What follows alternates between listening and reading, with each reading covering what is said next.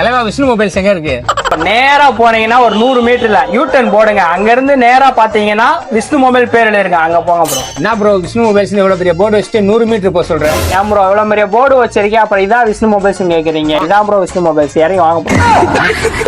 இருங்க ப்ரோ வரேன். Ultra phone இருக்கானே. அல்ட்ராவா?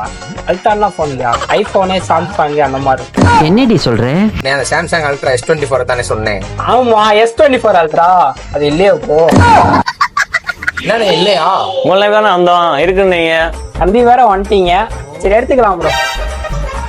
நீங்க கேட்ட சாம்சங் S24 அல்ட்ரா உங்களுக்காக 1 டே அரேஞ்ச் பண்ணி கொடுத்துருக்கோம். பாக்ஸ் பீஸ், இந்தியன் யூனிட், வாரண்டியோட இருக்கு. ஓகேவா தலைவா இந்த செல்லு தான் தலைவா. பிடிச்சிருக்கா? பிடிச்சிருக்கு தலைவா.